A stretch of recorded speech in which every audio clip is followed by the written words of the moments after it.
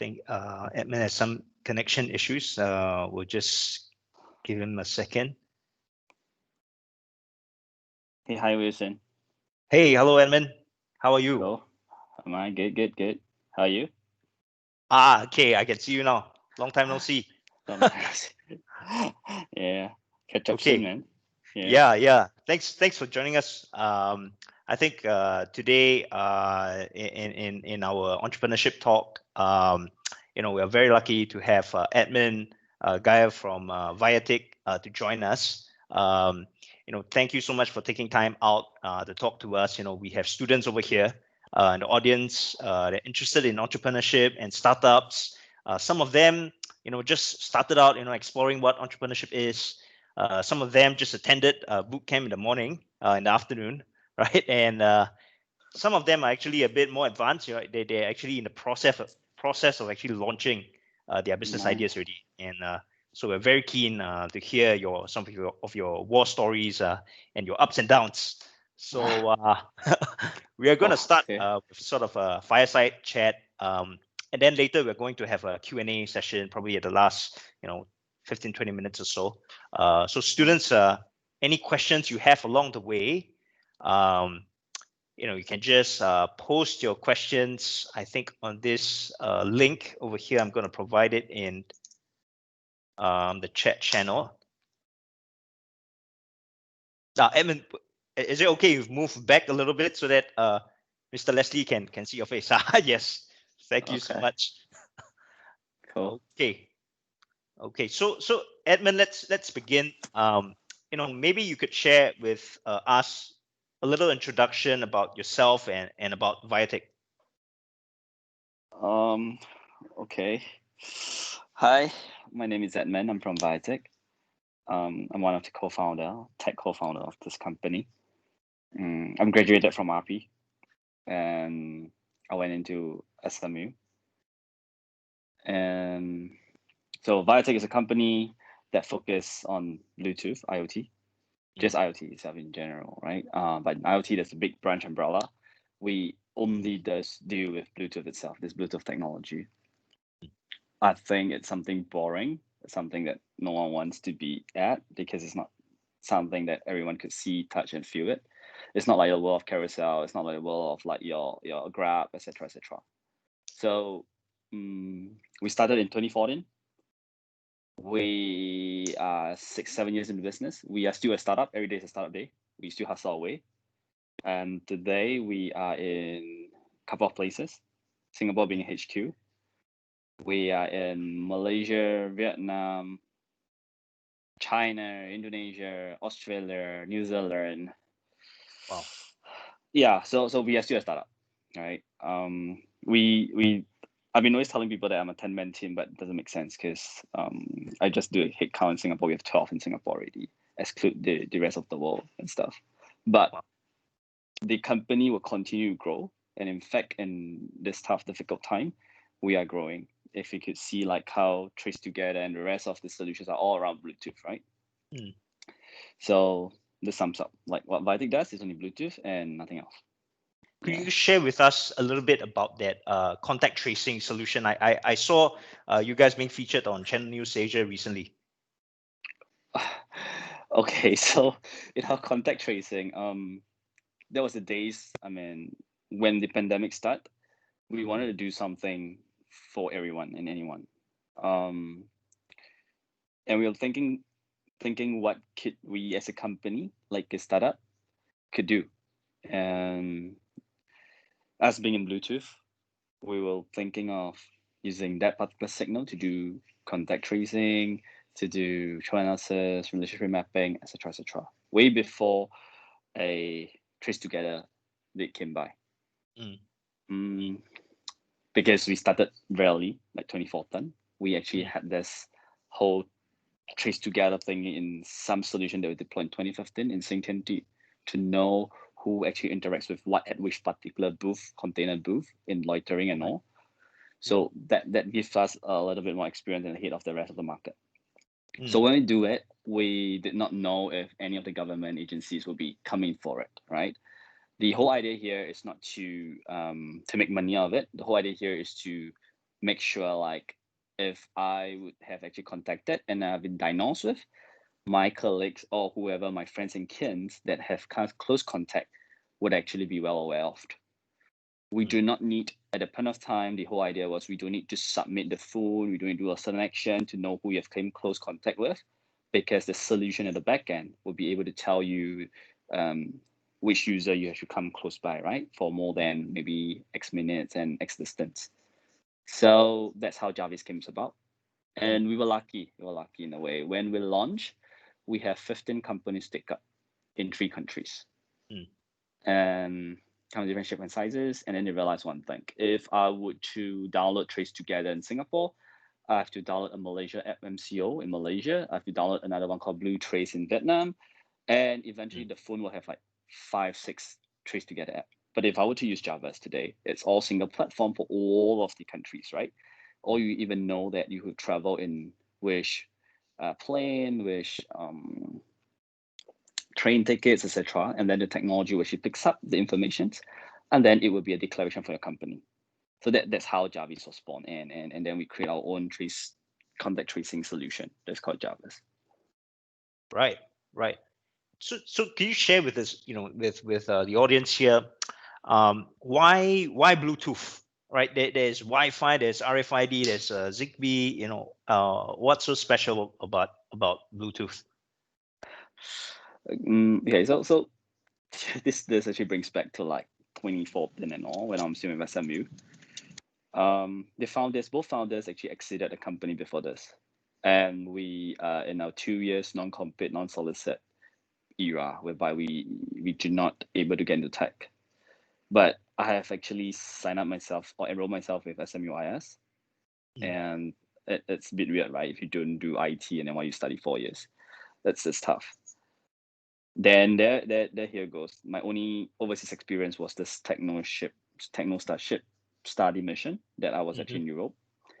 And I actually visited with the school to places like Liu, where they actually changed the government industry to tech hub. And this brings the comparison between Zigbee and Bluetooth. Zigbee was taking up, and you have the world of Xiaomi smart homes using Zigbee, right? Then we actually kind of try to understand the difference between Zigbee and Bluetooth pretty much deeper, and instead of Wi-Fi. One problem why we do not go into Wi-Fi, because it has very heavy infrastructure setup, your AP point.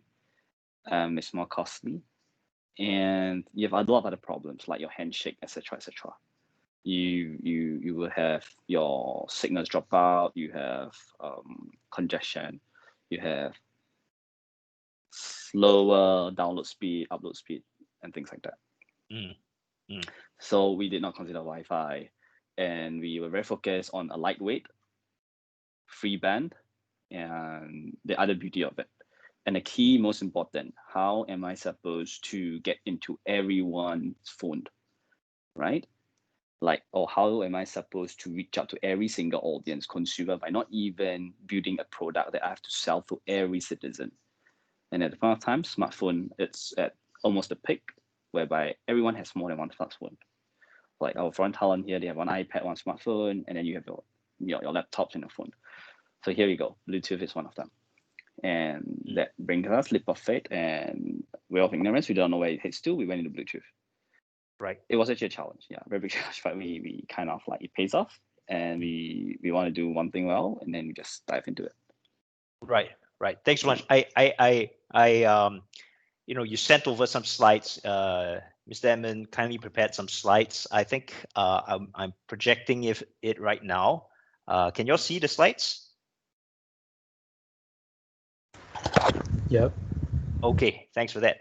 So I think Mr. Edmund was talking about this part of the journey when he was at SMU, right? Yeah. So we took at a point of time when I left for China, we are incorporated like 9 months. The school is totally against it because China is a tough market. But I think being a technopreneur or entrepreneur today, you have to go to the hardest place. You have to hustle your way through the market. Don't give yourself an excuse not to go. So we left. We left for Shenzhen, and then we also left for Wuhan. That's way before the pandemic starts, right? So where we headed to it, we realized that there's a lot of technology that it's available, but not being utilized. Or there are technology, but it's not really kind of like matured over time.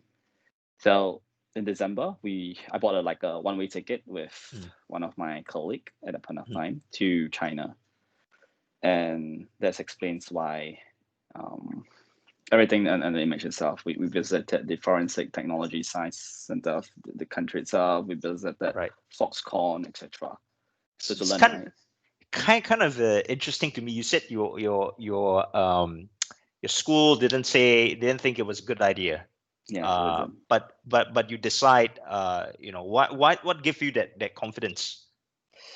So in 2014, we had a very long discussion between the founders, and what makes us not able to succeed in a market like China is one thing, right? We can speak Chinese. I mean, both bilingual, right? And that being a big market, it will give us actually a reason or a small market that we can actually test out what we want to do. It's harder here in Singapore. We have like a 5 million population. How am I supposed to sell a product to the market? And what makes me so different from the bigger boys? But education is education. They will want us to do the business model canvas. They want us to tell you where's your client. They want this, they want that. I think at the point of time, the founders decide theories are theories. You probably have to execute. Execution is 99%, 1% is your idea. Ideas are cheap, right? So believing in that, the founders actually decided to just lift. And here we go. China was the place we popped by. And then we stayed for a while. Right. And yeah, I still remember, I think some of the slides that I show, my passport is full of China shops because I only can stay for 14 days, right? So what I do is, So I mean, it's not anything new. So you could be in Shenzhen, you take a train, or what you call it, to Luohu, right? Then in Hong Kong, you get a job in 13 days, you come back and you restart 14 days. So you could stay 27, 30, 50, 60, but provided your family is there for you to support you in a way which not physically, but mentally it's challenging in China. You can expect the world evolve around you. The real hustling is not to seek fun, seek grants, seek this, that. You really need one chance in the market to be tested, and then you harvest it. So we went China. Nice.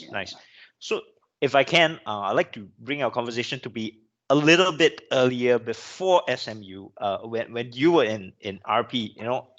Could you tell us a little bit more? With your juniors here, how were you as a student in RP? Wow, that's a long time ago. I mean, the last time when we catch up with Mr. Sim, I remember all my lecturers, facilitators, and all. I met them a couple of places. Brings me back a lot of memories and all. I think I graduated in 2005. Okay. That explains a little bit long ago. Not that long. It's 15 years ago. In 2 decades. Okay, so the IOM was the course I enrolled in. I do not know how I I do not know how I enrolled into that. Yeah, SCG. At a point of time, I just want to do something different, and the turning point was this particular event or this competition called Creative Mind 2. And the school spends a lot of money on me or the team to acquire RFID products. And then we actually built a smart jewelry box, and then we went to competition, and then we won on the national TV. Yeah. And I think that's the first time I came close to technology, or that's the turning point that makes me want to find out more, show my curiosity and stuff like that. And I do not know about right now. The course is still around. And one of my module, I actually did VBA. Visual Basic, yeah. And I remember clearly my facilitator was this guy called Sentosa or Sentosa, something at the time when I'm in Tangling. That's how far or long ago when RP is in Tangling. Right. I hate it because I have to do something that at a point of time laptops are just for your Facebook, friends, the years of Friendster, right? Friendster, Yes. Facebook, and your Dota, and etc. All the games and stuff. Besides the 6 PPT and PPT only submit every day. Yes. But here am I supposed to do a VBA alien language that I don't really understand, and I need to submit every single time for 14 weeks or 13 weeks. Mm. Yeah. So when I first touched base with it, I find that it's probably something that could bring value in my life later on, and then I just want to find out more. And with that, I took up the challenge with the other teammates to do this Creative Mind 2 challenge, and then no turning back, all the way we won it. And that gives me another perspective of what technology is all about. That's really cool. I mean, this is exactly what some of our students here are going through today. You know, taking part in competitions. You know, and then trying to get some handle of on some of the basic technical skills that's going to be so useful later on. I'm just wondering, you know, was there in your poly day, was it clear that, oh, you know, I want to be an entrepreneur, or was it later? No, in poly days, I mean, I'm still young, right? I mean, okay, Mm. I'm still young. At that point of time, all I want is to get home early, right? To have fun after school. I mean, I'm very honest on that. I plan my grades, I plan my time to in school, I plan everything. And I know right after poly, I have to face the greens, right? And not knowing where I am, what I'm going to do, I just want to enjoy my time in school. And by enjoying, I make friends, I'll pick up new skills, etc. I did not think about entrepreneur, technopreneur at the point of time. To me, it's a bit foreign. And coming from a tradition family, they will want me to say that finish your education, get a job. That's about it. This only time that I went into entrepreneurship or on that area of work, it was during my BMT days where I met my co-founder and all. And then both of us were out of course due to some injuries we sustained in training.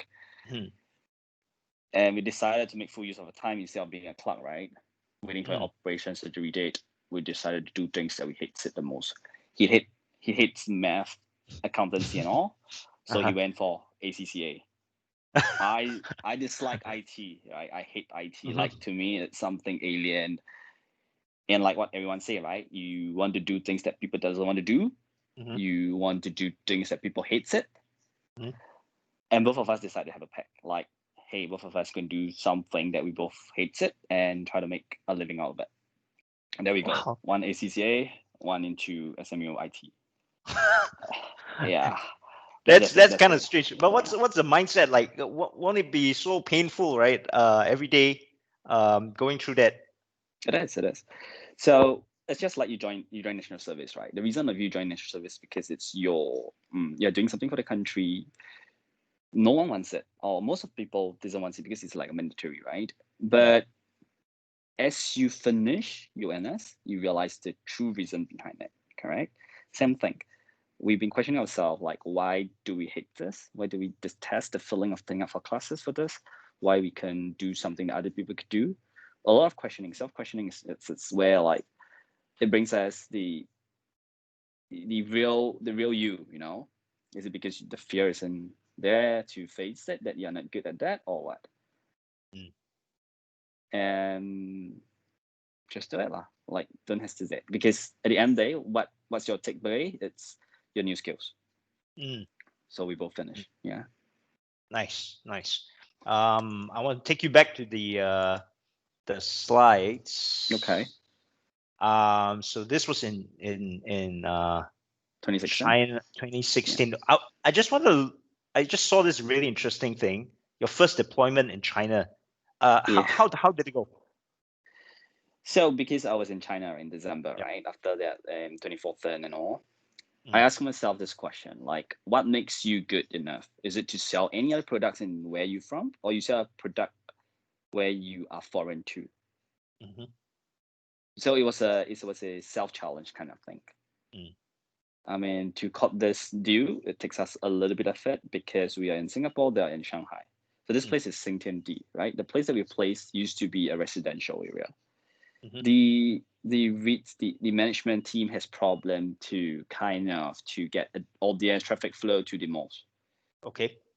So being me, and I have nothing to lose at the point of time, I kind of arranged a meeting, and was weird because I can't really speak fluent Mandarin, and then went in and say that I have something that I'm going to help you. You don't have to pay me first, but if I were to be successful, you can pay me lah. Okay. And they're going to take on. And you can see like there's one image whereby there's a trolley of devices and all. So I purchased all this hardware from China, and then I resell it back to the Chinese. So they come Singapore is just to make a enhancement, which is our solution software, and then we sell it to the Chinese. And here we go, we're finishing Tinty, and then it was a massive project where we get a lot of attention from the malls, from the shopping, from retail, etc., etc. Wow. And that's the beginning. Yeah. So just curious here, because some of the students that are going through, they're having a first shot, building their business, developing their prototype, right?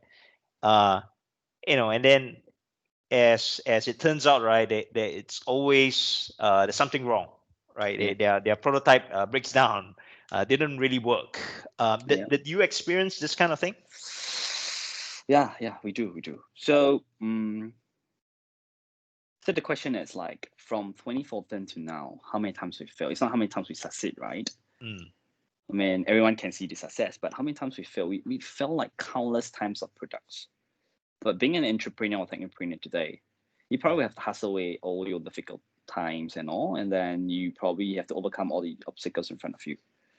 It sounds like a motherhood statement, but it's just true, because think about that. Ideas are cheap, but what is the difference? The way you're going to execute. Today, a customer could just reject you. But what makes the other next customer to accept you? You're going to find a way through, right? It could be because your UI, it could be because of the language, it could be because of any other reasons that the first customer didn't take you up. You probably have to be brave enough to accept rejections, and then you have to kind of like learn what's your unique value proposition in the market. So for us, it was clear. We don't provide fancy full UIs. We don't. You look at one of the images, it's just like a blank screen with a lot of like, we call it the heat map, right? Don't even have maps, man. And the whole idea here is very simple. It's dual language. It's integrated with WeChat.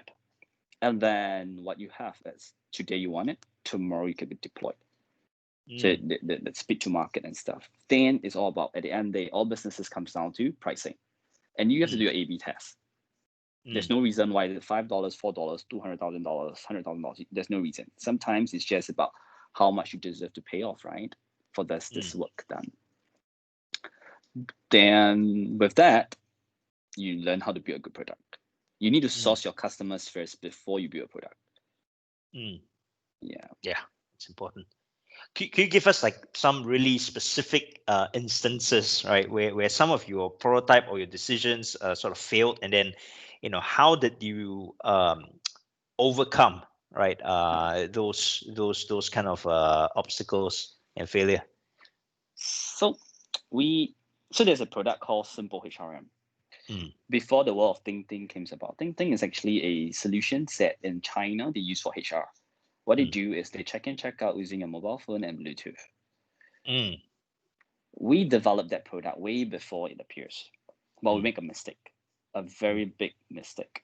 We went in the market thinking that we are the best, knowing what we could do because we're a Singapore company, and then we tried to deploy in the biggest market because we kind of think that we know Mandarin and all that, but eventually realized that relationship is very important over in China. That product actually allows Ting to further enhance and build. It starts integrating with their wallets, integrating cat fare, integrating with the rides, etc., etc. And then they make a complete solution. The world in 2014, before InsurTech came out, before PropTech came out, everything is inside. Wow. So can we build them? We can't. They got 600 men engineers here. Me, 2 men, me and my partner.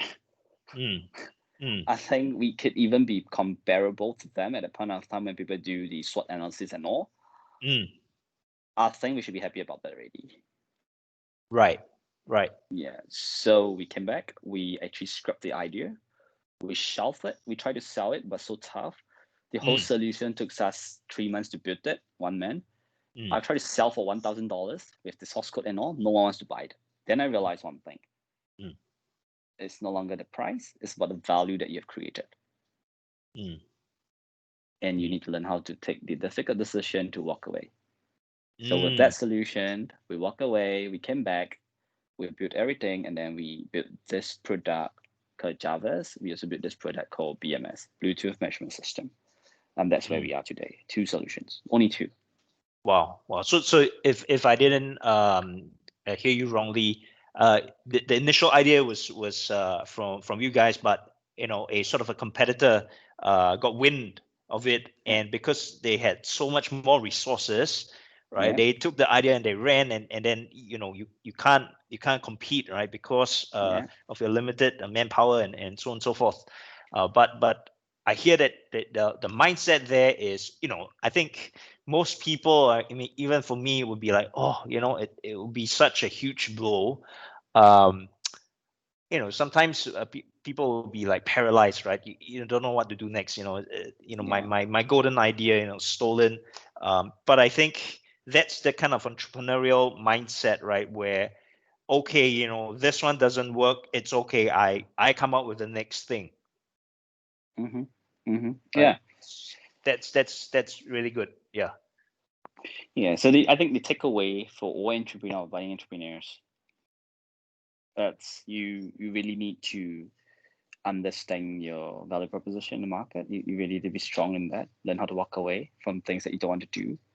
You also have to kind of realize that what you have in mind, someone else in the part of any role would also actually have the same idea.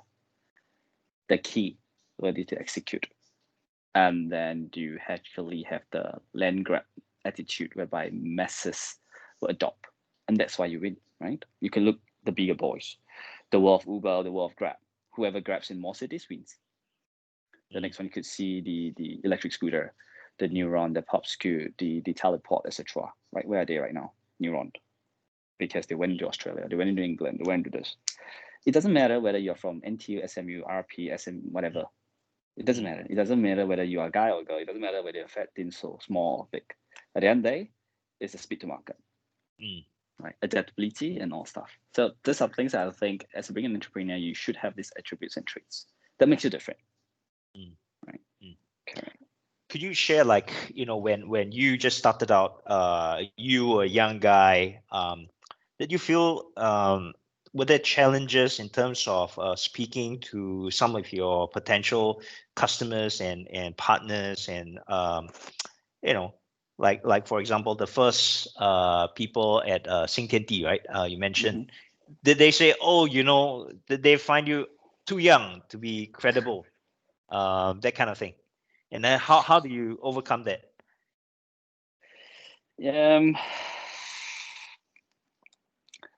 I'm at 27, 28, 28, 27, 27, yeah.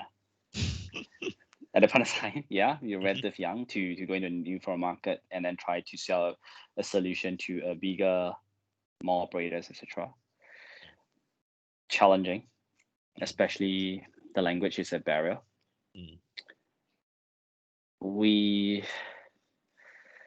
How do I put it that way? Being young, you know that your opportunity cost is the lowest, right? Because time is on your side.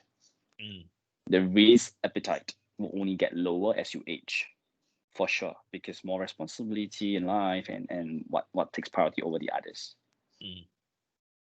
I will encourage all entrepreneurs to really dare to dream, and we have to dream big. You're going to start, you're going to fail fast. So the point of time of me was, I'm already 27, 28. I'm slightly later than most of my peers because I came from a normal acad stream. I'm not an express. I'm not a very bright kid.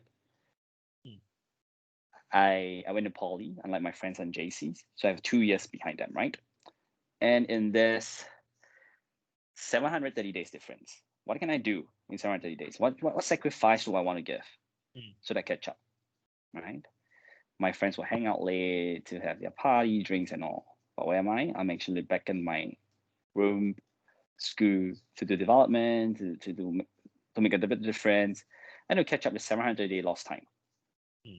Is that enough? No, because 730 days is hard to catch by, right?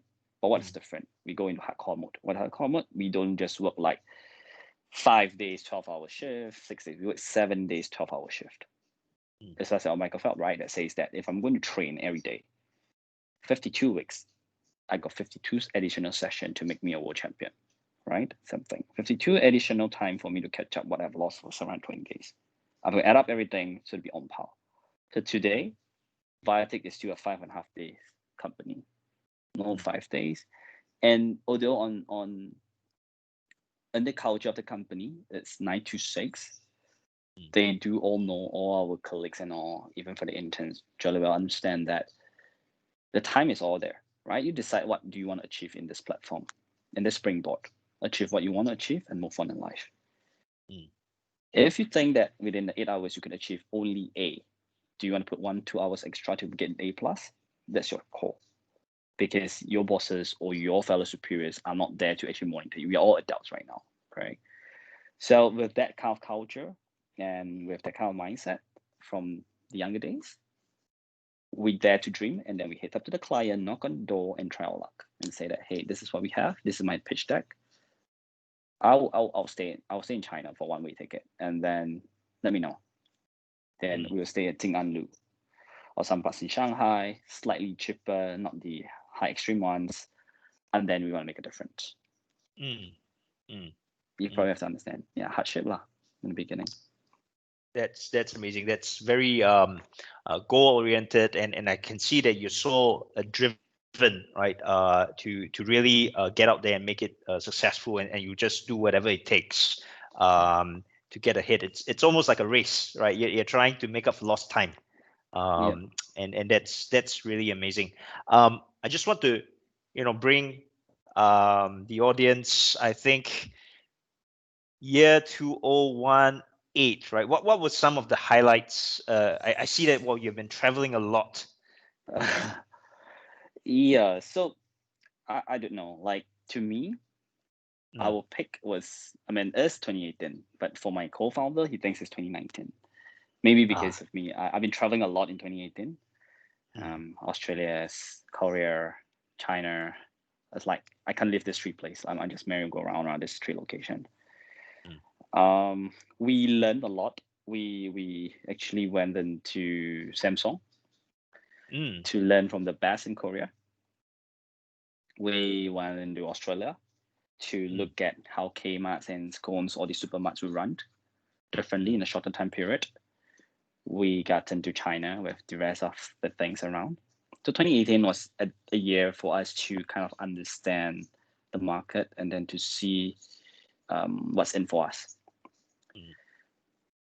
2018, besides learning, building and all, we also get to kind of understand the team dynamics and stuff. So we brought the whole company to Australia, fully paid. And in the 7 days, we kind of understand each other better. That because this team will be the one that will fight for you, go war with you, and then that's where we will grab the market. Right. On that topic, I'm just curious. So Edmund, you are the am I right to say that you are the technical co-founder, right? You're on the more technical side, right? And your partner Louis, it's more the business side, right? So could you share with us, how does your relationship between the business guy and the technical guy, how does this work out? Is it like simply a case, the business guy just say, hey, this is my client, he wants X, and then Edmund, go and build it. Does it work like that? No. So there's this common understanding because this is our second venture, right? The first one was successful. We failed along the way, definitely. We kind of understand each other pretty well. To date, I've known him for 13 years, right? Well, this venture brings us to 6 to 7 years. In the 6 to 7 years, we didn't have any fights. We do not stomp off the meeting room. We have kind of common understanding between both of us. And what we do is when the product was created, both of us is kind of like, this is what we want. This is the gap that we found. This is what we want to do. We build the minimum viable product, MVP, right? And then we go to market. I'm going to fail first. And then when a client want to come in and say that I want this, I want that, I want everything, client always change, right? Client always want things their way. They think that they know everything, but most of the time, 99.9% of client doesn't really know. And that's where you bring your value add to it. You bring your experience, you bring like their competitors' knowledge onto the desk. And then as they realize that, hey, probably you could do without that. Or I want to do another thing. And with all this gathered, we will make some configuration setups and stuff, and then the solution will be deployed for them to use as a SaaS.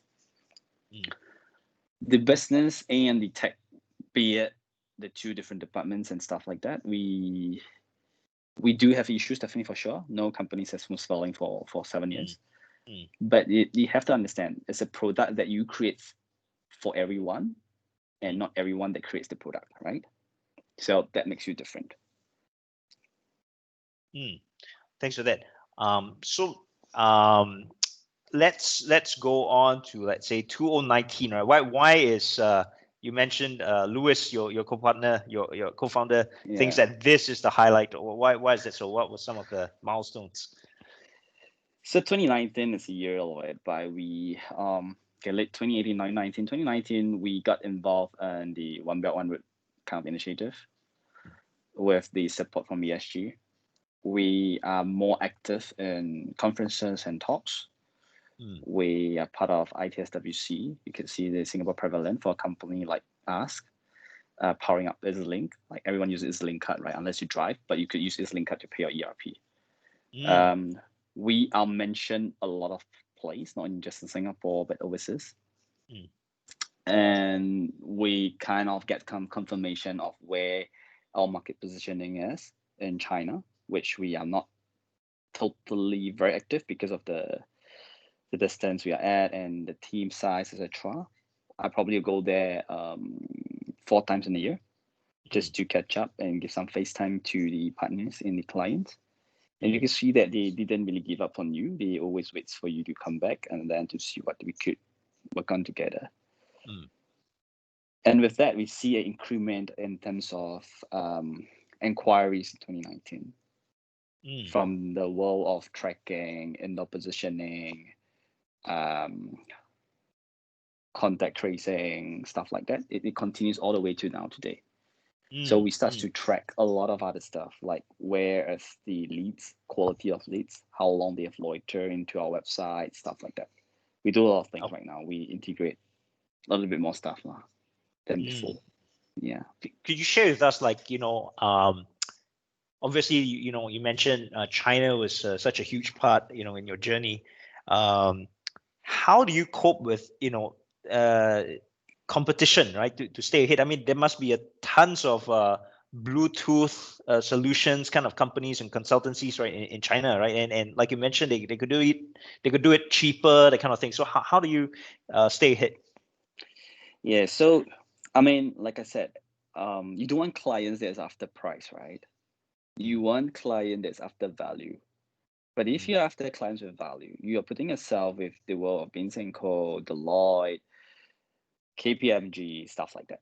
But they are just another bigger brand, right? What makes you so different from them? That's just something you bring to us. So we work with such consultancy companies like Deloitte, like KP.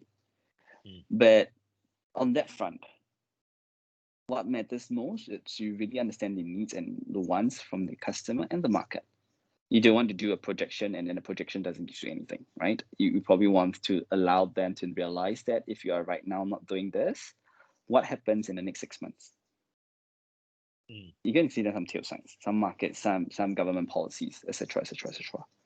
And then they will see the value not as just a implementer, but someone that gets done more than just implementing a solution to them as a vendor. So you upkeep the relationship and stuff like that. You give them the sufficient attention because everyone wants some attention, right, to a certain degree. So the founders have to do a lot on that, like to know your customers in a way whereby if today you do not submit the proposal by 235.959, what will happen next, right? So we are very, very cautious about all of things, like what we have committed to them, to the market. Okay, thank you so much for sharing that insight. Just like this whole snapshot, I mean, you have achieved so much. What drives you? What drives me? I think what drives me is because when we first exited the first company, they were saying that these two young dudes are just lucky because we built a solution based on one intention to get part-time job in between the poly days to army days, right? And then we don't want to travel so far. We don't want this. We don't want that. We have so many parameters in life, and then we start to ask more, right? And when we build that platform, and then I share some friends, he shares some friends, and then this work. Then we realize that, oh, that's how a business should be. But is it true? We exited at a very low 6-digit as a clean sell-off before the world of cleans and all came about. We regret it actually, because we did not stay long. The whole idea from ideation to exit, 9 months or 8 months or. Wow. So it's pretty fast. We didn't really like put in very long. We have like 8,000 active users signs up. And I realized that the freemium model, I've been spending from my pocket money instead of getting paid. But to other companies like the world of Michael Page and all, what does this 8,000 users mean? It's very cheap, right? $7 per user are paid, and here you can save like 556,000 one-time fee, and there's many more that you can get about, like how the algorithm works and stuff like that. So that particular platform, VBA driven. That's the thing that I built with the knowledge and stuff, and then we sold that platform. We regretted that, and with that regret, we don't want to live with regrets, right? And then with TSM, with SMU. And I know one of the professors told me, like, if you don't want to do it, then when? And why not just sign our life away to entrepreneurship and stuff like that? A lot of talking given during the weeks in Europe and stuff. When I came back, within an hour or so, I called him again and said that, do you want to do it again? Tough call, because he was with PwC by then as a consultant. Yeah. And that say so. We want to make a point that probably for us, we are not just luck, but we are good, right? So we want to do it a second time. Right. And this is where we are with Viatick. We are still a startup, although we are 6-7 years in the business with this location that we cover and stuff. We still believe that Bluetooth will be here to stay for at least another decade or so. And we're here to make a difference for it. Yeah. Nice. Making a difference. Okay. So I understand that Viatick took 2 interns from RP, right? This semester. And you personally, involved in mentoring them, and I think they're also part of the audience here today. Jiashen and Fazana. Edmund, could you share a little bit about your relationship with your juniors, your interns? Okay, so it's a journey. I think Leslie, like Mr. Sim, knows it. Viatick wasn't part of the program. And when it came by, I wanted to do something for the school because this is where I came from. I have memories with the school, but it might be very distorted. It might be over time. But I know that being there in the school, we also want to make a difference, right? We want to contribute somewhere or another. We sign up. I got Viatick to sign up, and then I want to expedite this. I start canceling the rest of the schools to say that I'm stopping internship and stuff. And then I kind of like told to Mr. Sim that I want RP students to be on board. Right. I clearly remember on that particular day, I think it's on the 14th, I don't know which month. 2 interns came by after I accepted them, waiting for me at where the receptionist is. I brought them. I think they're in the audience, right? They should be able to vouch for it. I brought them to their place where they're supposed to be seated, and then lift their bags, and we went for a coffee break at 9 a.m. They were on time, super on time, and I love the attitude on that. I clearly remember we went down to 6 off coffee place, and then we have ice mocha and I think hot mocha or some mocha drinks.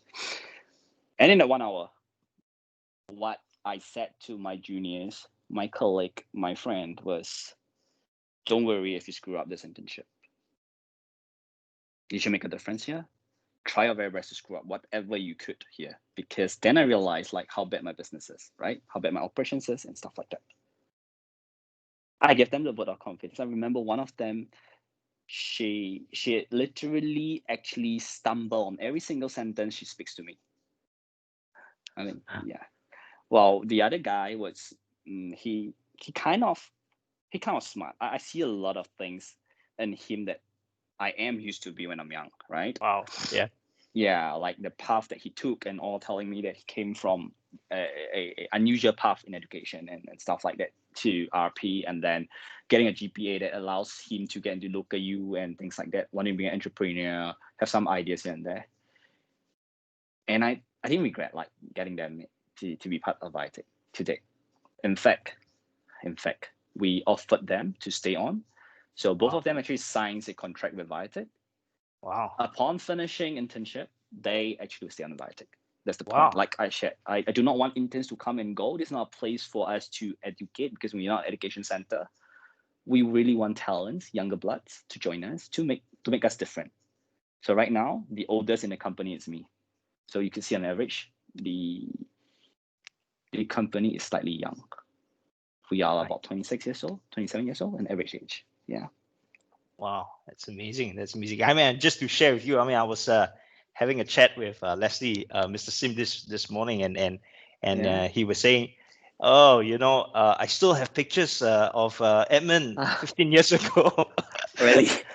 Yeah. Do you have it? Okay. Yeah, Leslie, you Yeah, have, I right? can't find. And yeah, I mean, some of the students here would know Mr. Leslie is usually, the stern one, the fierce one. So it's actually has a very big heart. I mean, 15 years old, the kind of pictures he still keeps of his students.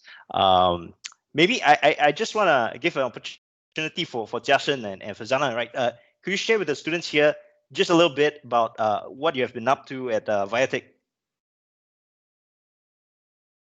So, hello, can you guys hear me? Yeah. Yeah, okay. So far, my journey with IoT is really wonderful. I've managed to learn a lot of things about Bluetooth and in this industry. So, yeah, on the first week in Viatick, I really get to learn a lot of things. Doing my research on how Bluetooth actually works, and also like how we can implement and deploy in the future. And so far, I've also learned things like how doing proposal, going on to meetings with clients, and gain more exposure. Yeah, and I would say that really this opportunity is totally different from the normal internship that the rest of my peers are receiving.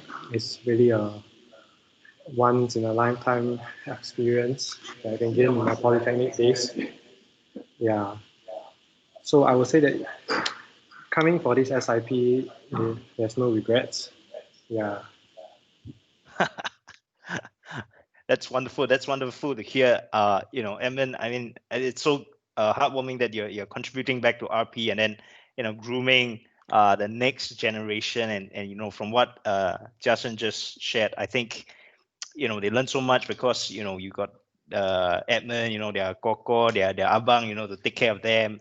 So thanks so much for being such a supporter and just a shout out for students here who are in year 1, year 2. You're looking out for such internship opportunities, right, with startups like Viatick, in year 3. If you're keen, please reach out to us. I'll put an email here, and then you can contact us, and we'll love to engage you, right, and help with your business ideas and your entrepreneurship aspirations. In the interest of time, I'd like to move on to the Q&A session, right? Students, don't be shy, right? Turn on your mics, and you can ask Mr. Edmund directly some questions that you may have.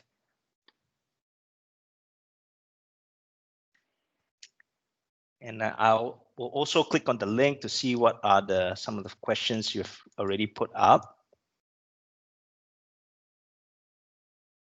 Oh, actually, I saw one question earlier from Dilton, right?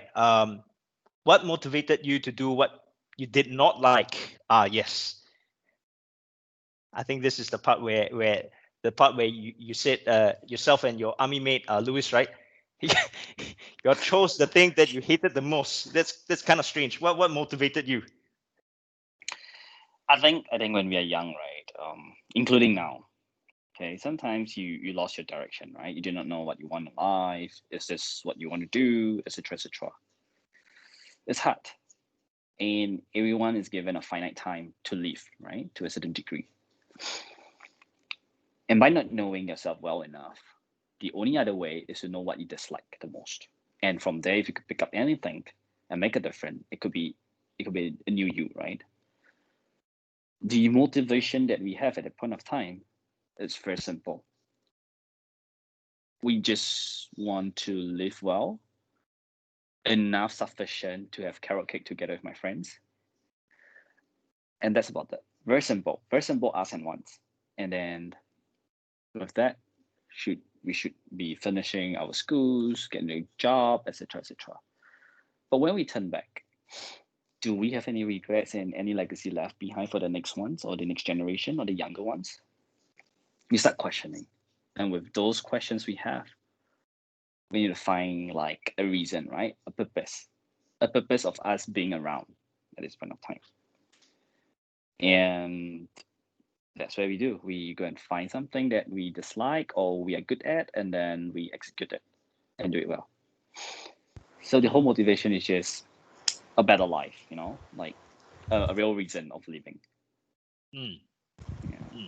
Yeah, but how does doing something that you don't like help you achieve that? So when you do something you dislike or you're not good at, you are always very discouraged, right?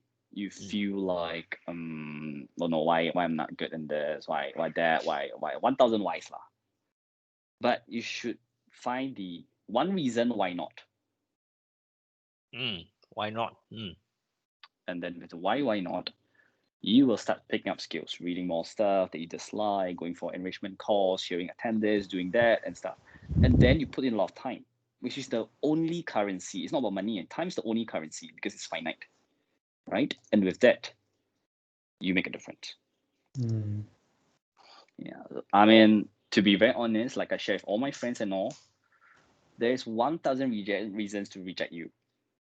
All you need to do is to find one reason to accept you, and you found one, just accept it.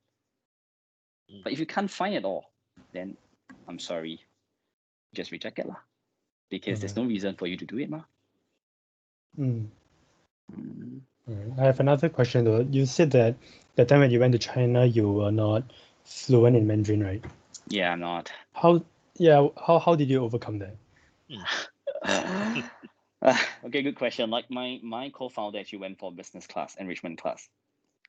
He is more linguistic than me, for sure, because I'm doing tech, right? The programming side of thing, you'd be more logical than linguistic. I'm not really right, okay?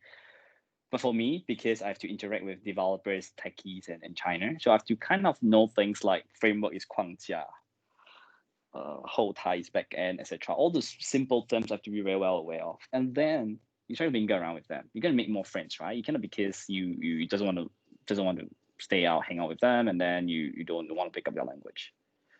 And then you try to localize, and then slowly integrate it into the daily operations and stuff. And the path that I took wasn't the easiest. No one accepts me, right? Because I'm a Singaporean on a visitor pass who just wants to teach you. So what I do, I knock individual companies to say that, hey, actually I can work for internship free for maybe 1 to 2 months. I could pay everything myself. But I just need one opportunity to allow me to understand what Bluetooth does and how it's being done. And finally, to date, our contract manufacturer partner was the one that accepted me. And then no turning back. In return, we kind of aid them to write into Google when the Chinese are tough to get into Google platforms, right? And then the relationship starts. Yeah. So these are memories, but you probably have to do things whereby to get yourself better, learn, integrate, and then watch more Chinese drama, etc., which sometimes I still don't really understand. Yeah. Cool. All right. Thank you. Okay. No, thanks, Dalton, for that good question. I've got quite a few. I realized on the screen. Wow. I hope you can see it. Emin. Let's pick a few. Interesting one. How do you know for sure that this route is for you? How do I know if this route is for me? I chose the difficult path. I do not want to take the easy way out. In life, if everything is easy, you take it for granted, right? But if you take it hard way, you start to appreciate things more. And then you start to realize that it could be done differently. And by making some difference, this route could be a uniquely experiential one. That means you could have more takeaways, more learning points, etc. And that makes you different, right? So when I do it, I just want to make sure like this is something not found in textbooks or no one shared it before. Like who does want to do things that you're not good at, right? Everyone do things that they're good at. So with that, I just take on. I just jump the wagon and just do it. No regrets. Nice. Yeah. Nice. What's the most important attribute to succeed as an entrepreneur? Perseverance, determination, like those are things. You must be daring. Okay. You have to fail fast. You have to fail as many times as you want in life. I failed many times. Like I mean, I guess my peers, they know. Like I failed a module in SMU. I lost scholarships and stuff like that. But so, you know what I mean? I have my professors telling me things like I don't want to hear, discouraging, but I still have to do it because that may be a tough love, you know, that's a tough love act. But on that flip side of things, you have to have attributes where not many people have, right? Everyone can be an entrepreneur today, right? I set up a drop shipping store. Am I an entrepreneur? Depends on how you look at it. I do a little bit more. Am I a technopreneur? I maybe just know how to do a website on Wix and I'm a technopreneur. You have to differentiate yourself. So there are traits that you could see all the successful entrepreneur has. Is they're persevere enough, they're determined enough, they're dare to fail, they're going to fail fast, they fail multiple times, and they dare to revisit their failures again. So these are things that we probably have to know. These are traits that you need to possess, right? Okay, awesome. Students, if you have any questions, if you may turn on the mic, to talk to Mr. Edmund directly. Otherwise, I would just go along with some of the questions that you have posted up on the link. Is there anyone who would like to speak directly? Okay, let's take the next one. How about this one? How do you cope with so many feedback from all these different people, right? Your mentors, your teachers, your professors, your friends, your customers. How do you cope with all of these? There are many mentors in life, right? But you just need one. There are many friends. You only pick selective ones. And I always said that you can choose. You can choose everything except your parents, right? You can choose everything except your parents. And there's people here, whatever they have gave you in terms of feedback, in terms of critiques and stuff like that, you take a pinch of salt, and then you review it. Like I shared with my interns, my colleagues, if anyone's going to reject you with their email sent out, you should be grateful enough. Because they just spend 3 minutes of their life replying to you. How many 3 minutes do they have? You think it differently and positively. Like at least he bears to kind of reply you. If I would be him, I would just flash the mail and that's it. 1 second, gone. So that tells you a lot, right? So you probably have to know, like, these are things that everyone has the right to say anything they want, but you need to be selective enough to pick up things that makes you different. Right? So yeah, cope with that in the mindset. Nice. What would be the 1-2 key things that you would tell your previous self 10 years ago? 10 years ago. 10 years ago, am I? 10 years ago was like I am. Oh shit! 10 years ago, I'm still in school. Okay. Say like you. I guess say like you were back in RP. Back in RP. Yeah. Wow. So if you're a poly student, I guess that's what yeah. I mean, if you're telling me like in my year one, Yeah. Our year, yeah. Back in RP, yeah. year 1 to 3, what would you do? Okay, I'm not a very fantastic student. If you look at my GPA transcript and all, right? My first year, first SAM, I'm like 1.86. I'm very proud of that because I don't even know it exists. The only time I know that we are being like graded in GPA and what is CGPA, that's where I realized I really need to start marking in RP. I want to do things right.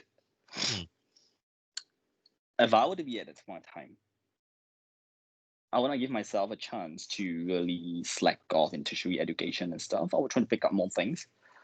I want to be more active in clubs and stuff like that, so that I have easier time catching up in the market. Trust me, when I'm doing business or startup here, I have to learn what's my accounting, what's the standards, what's this, what's that. Everything you have to do yourself. You have to do yourself through. If you don't do it, you pay, right? And if you don't pay, you can't get it done. So there's a lot of things that you probably don't understand. And if I could pick up from school, which is free, which is paid in the course curriculum already, then isn't that good? So I'll do that. Like really, like be active, be spontaneous in learning, pick up new skills, etc. Right. I got 2 questions. So first one, right? Why did you want to be an entrepreneur? And the second one, right? You said earlier on that in NS you sounded like you're quite hardworking, but in RP you sounded like a slacker. So what changed you from slacking to become hardworking? Okay, so I sustained an injury in army. I had to go for surgery on my left knee in the Jacob's ladder. Yeah. So it's a turning point. I realized like it's very fragile in life. You don't know what happened next. You're going to appreciate everything around you. You're going to work hard for everything around you. And I don't want to live with regrets, right? And that's important. Did I really slack off in poly? I did. I admit, year one. Why? Because I'm very close to Tanglin. Cap fare $3.60. Very close. And when you move to Woodlands, I can't slack off anymore because I have to take like 961 to Woodlands interchange. I remember 1.5 hours bus journey. And I asked myself a lot of times, why am I doing it? Just to slack off for a few hours in school? I could just quit school, right? So I changed. I stay away from friends that I think it's bad. I try to stay back in school. Like people end the 6 PPT, I try to finish my RJ and then like hang out with my friends somehow, play some sports, etc. It changed me in a way that I felt that it's more enriching in life and things that I'm supposed to do correctly. So there are a lot of incidents, and that makes me who I am today. And in army, it was the injury, and then I met my co-founder. I think it kind of molded me who I am today, and in school, unis and stuff, right? Then so what made you choose the path of entrepreneurship? What makes me choose the path of entrepreneurship? I do not know like what I want to be in future, to be honest. Like I envy a lot of my peers around me. I want to be a lawyer, I want to be a doctor, I want to be a pilot, I want to be this, I want to be that. But the fear in me is I do not know what I want to be. Do I want to be a teacher? Do I want to be an engineer? Do I want to be someone next door? I'm not saying it's bad, but when we look at it, what am I leaving behind when I leave this place? Entrepreneurship, technopreneurship, any jobs will give you something. But what is the most tangible and easiest thing if you were to succeed and then people will know that you've done it? And that's where I think, why not I just create a product that everyone uses it, and I leave a legacy behind, be it good or bad. Someone will remember you for something, right? And that's where I pick up this path. Yeah, it's a point taken also from previous startup that we exited, failed, and now. So I decided to continue this route to make it another chapter in my life, another venture that I want to take on. All right. Okay. Right. I think we are just about time. It's 5 already, and I don't want to hold Edmund back anymore.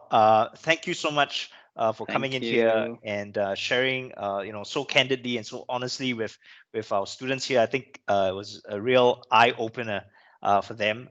So Edmund, thank you so much. Thanks for supporting us. And all the best. All the best. Thank you. Right. All the best, guys. Bye-bye. Bye-bye. Bye-bye. Bye-bye.